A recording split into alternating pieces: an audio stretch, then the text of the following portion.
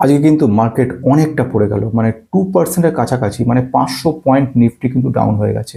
শুধু নিফটি নয়, IT sector, Nifty IT সেই সেক্টরে 2%-এর বেশি রয়ে গেছে। এবং ব্যাংকিং সেক্টর একটা সাংঘাতিক অবস্থা, 2.78% ব্যাংকিং সেক্টর ডাউন হয়ে গেছে।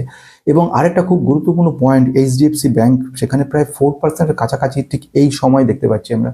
এবং অ্যানালিস্ট যেটা বলছে যে যদি 23,200 অর্থাৎ 23,000-এর যে গন্ডিটা আছে, যাকে আমরা বলছি সাপোর্ট 23,000, সেটা যদি ভেঙে যায় তাহলে কিন্তু অনেকটা বড় কারেকশনের দিকে যাচ্ছে। এবং কেউ কেউ বলছে এটা কি 22,000-এ চলে যাবে, মানে এটসেট্রা এটসেট্রা। কিন্তু এখন এই মুহূর্তে যেগুলো বলার, খুব গুরুত্বপূর্ণ পয়েন্টগুলো বলার রয়েছে এই সময়ের মধ্যে। যেমন প্রথম ঘটনা হচ্ছে গতকাল রাত্রের একটা নিউজকে নিয়ে কথা বলবো, যেখানে ফেড রেট, মানে ফেডারেশন থেকে রেট ঠিক করে, যে রেটটা কাট রেট, রেট কাট বলে। রেট কাট যদি হয় সেক্ষেত্রে কিন্তু ইকোনমি ইমপ্রুভমেন্ট হবে। কিন্তু গতকাল যে এটা এলো তাতে বোঝা গেল কোনো রেট কাট হচ্ছে না এই মুহূর্তে। এই রেট কাটটা না হওয়ার কারণের জন্য, মানে আমি যেটা বলতে চলেছি, ইউএসএ যে রেট কাট হওয়ার যে ব্যাপারটা, সেটাকে ফিক্সড সেম রেখে দিয়েছে, তো আনচেঞ্জ রেখেছে। এটা কিন্তু ইনফ্লেশনের ক্ষেত্রে একটা নেগেটিভ পয়েন্ট তৈরি করছে। এবং আলটিমেটলি যেটাকে 3.5 টু 3.75-এ যে রয়েছে সেটার কথা নিয়ে রয়েছে, এবং এটা আলটিমেটলি নেগেটিভিটি তৈরি করবে। এই মুহূর্তে যে বিষয়গুলো খুব গুরুত্বপূর্ণ পয়েন্ট বলে মনে করে নেওয়া হচ্ছে, তার মধ্যে প্রধান যে বিষয়টা সেটা হচ্ছে 1 নম্বর পয়েন্ট হচ্ছে ইনফ্লেশন। ইনফ্লেশনের একটা পয়েন্ট কিন্তু দেখা যাচ্ছে। তারপরে হচ্ছে রেট কাট।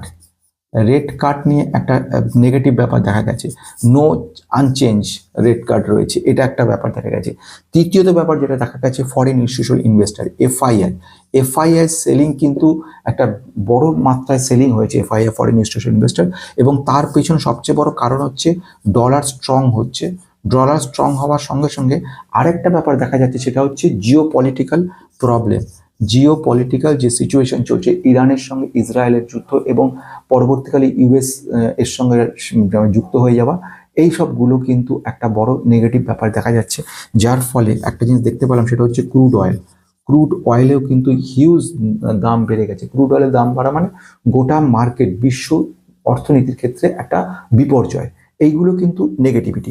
এই যে ইনফ্লেশনের কথাটা আমি বললাম, ইউএস এর ক্ষেত্রে ইনফ্লেশন রিসেশন সম্ভাবনা, একটা বড় প্যানিক সৃষ্টি হয়েছে। এই রেট কাটটা জরুরি ছিল, যেটা হয়নি, এবং রিসেশনের সম্ভাবনাটা বেশি মাত্রায় দেখা যায়, একটা কিন্তু বড় গুরুত্বপূর্ণ পয়েন্ট। এছাড়া আরেকটা কথা বলবো, সেটা হচ্ছে রুপি। রুপি কিন্তু কনস্ট্যান্টলি ডেপ্রিসিয়েটেড হয়ে চলেছে, ডাউন হয়ে চলেছে। ডেপ্রিসিয়েশনটা কিন্তু খুব নেগেটিভ। অর্থাৎ রুপিটাও একটা গুরুত্বপূর্ণ পয়েন্ট, এটা হচ্ছে ইন্ডিয়ান মার্কেটের জন্য।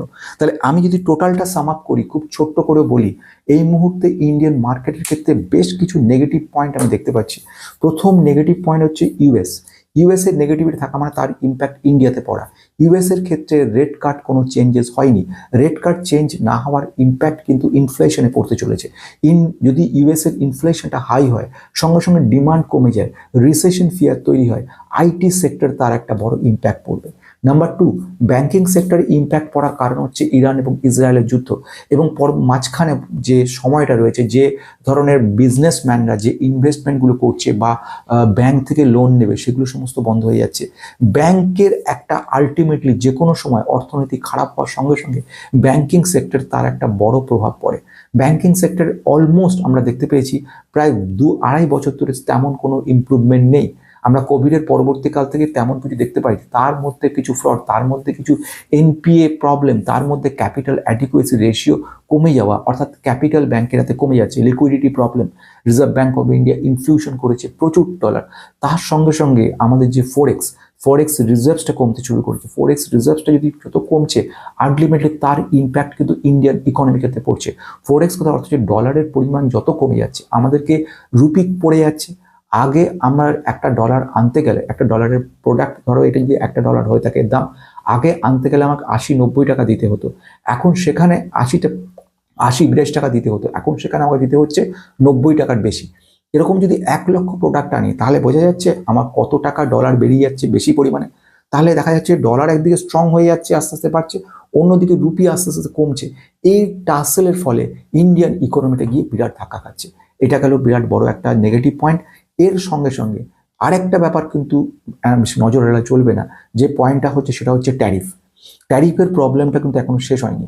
যে ধরনের এক্সপোর্ট করতো আগে, সেগুলো সব বন্ধ হয়ে আছে। ইউরোপিয়ান কান্ট্রি থেকে যে এগ্রিমেন্ট হয়েছে, সেখান থেকে কিন্তু এখন এই মুহূর্তে সব কিছু বন্ধ হয়ে পড়ে রয়েছে এবং সকলে সারা বিশ্বের নজর রয়ে গেছে এখন ইসরায়েল ইরানের দিকে।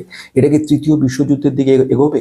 যদি এক্ষেত্রে এমন কোনো ঘটনা ঘটে থাকে, যেরকম দেখা যাচ্ছে চায়নার সঙ্গে তাইওয়ানের রিলেশন, সেখানে যদি কোনো প্রবলেম দেখা যায়, কিংবা এরকম যদি ঘটনা ঘটে ইরান যদি কোনোভাবে কোনো রকমভাবে কোনো মিসাইল হানা দেয় এবং সেখানে নিউক্লিয়ার কোনো যদি কোনো অস্ত্রের প্রয়োগ করে থাকে, তাহলে আলটিমেটলি তার ইম্প্যাক্ট কিন্তু ভয়াবহ তৈরি হবে। আমাদের দেশের পক্ষে কিন্তু সারা বিশ্বের যেখানে যে প্রবলেম আসুক না কেন, সেটাতেই বেশ প্রবলেম অসুবিধা তৈরি করবে। ক্রুড অয়েল রেটের ব্যাপার, যে ক্রুড অয়েলের দাম বেড়ে গেছে এত গুণ এবং ক্রুড অয়েলটা আরও বাড়াবে এই চীন টার্গেট নিয়ে রয়েছে, এগুলো কিন্তু বিরাট বড় ক্ষতি সৃষ্টি করবে। আমাদের এখন লক্ষ্য ইন্ডিয়ান ইকোনমি সারা বিশ্বের কাছে ফোর্থে পৌঁছলো কি পৌঁছলো সেটা বড় কথা না, আমাদের যে ব্যবসাটা রয়েছে সেটাকে যেন ঠিকঠাক মতো সেফ থাকে সেইটুকু দেখা। ডোমেস্টিক ডিমান্ড এখানে ইম্প্যাক্ট ফেলছে না, তার থেকে বড় ইম্প্যাক্ট পড়ছে কিন্তু ওয়ার্ল্ড ডিমান্ড। ওয়ার্ল্ডের যে ডিমান্ড রয়েছে, ক্রাইসিস রয়েছে, সেগুলো কিন্তু অন্য মাত্রায় নিয়ে যাচ্ছে। IT sector, auto sector, banking sector, fast moving consumer good sector, pharma sector, কম বেশি সমস্ত সেক্টরে কিন্তু ক্ষতি হচ্ছে, যার ফলে গোটা নিফটি বাজারটাকে টেনে নামিয়ে দিচ্ছে নিচের দিকে। এখন এই মুহূর্তে শুধু কয়েকটা গুরুত্বপূর্ণ পয়েন্ট বলে আজকে শেষ করতে চলেছি, সেটা হচ্ছে নো এক্সপেকটেশন। কোনো রকম এক্সপেকটেশন বিরাট কিছু করা যাবে না আগামী কিছু দিনের মধ্যে।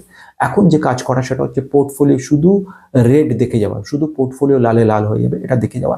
কিন্তু একটা অ্যাসুরেন্স আমি দিতে পারি, সবসময় খারাপ দিনের পরে ভালো দিন আসি, তো ধৈর্য ধরে অপেক্ষা করতে হবে। এসআইপি বন্ধ করা যাবে না। নতুন কিছু ইনভেস্টমেন্ট করার আগে অবশ্যই যাচাই করে দেখে নেবেন এমন কোনো জায়গায় ইনভেস্টমেন্ট করবেন যেগুলো যেন মুছে না যায়। লার্জ ক্যাপে টার্গেট করার কথা বলা হচ্ছে, কারণ অনেক স্মল ক্যাপকে এই টার্ময়েল, এই প্রেশারের মধ্যে কিন্তু মুছে যাওয়ার জায়গায় দাঁড়িয়ে যেতে পারে। কারণ প্রথম ঘটনা হচ্ছে স্মল ক্যাপগুলোর ওয়ার্কিং ক্যাপিটাল কম, প্রেশার বেশি, অর্ডার বুক কম, এবং ভবিষ্যৎ যদি এরকম দাঁড়ায় যেখানে এমন পরিমাণে ক্যাশ লিকুইড প্রবলেম শুরু হয়ে গেল, সঙ্গে সঙ্গে কিন্তু কোম্পানিগুলোর ক্ষেত্রে এমন অবস্থা হতে পারে, উঠে যেতে পারে। সুতরাং খুব সাবধানে স্মল ক্যাপে ইনভেস্ট করার আগে দুবার তিনবার ভেবে সব কিছু দেখে তবেই ইনভেস্ট করবেন। ক্লায়েন্ট দেখবেন, প্রমোটার সংখ্যা দেখবেন, বিজনেস দেখবেন, ক্যাশ ফ্লো দেখবেন, ফান্ডামেন্টাল কেমন রয়েছে দেখতে হবে, সমস্ত কিছু দেখে। ফান্ডামেন্টাল রিলেটেড সব কিছু জানতে গেলে এই চ্যানেলে বা ওই চ্যানেলে মেম্বারশিপ দেখতে পারেন, সেখানে টেকনিক্যাল এবং ফান্ডামেন্টাল দুটো বিষয়কেই বলেছি।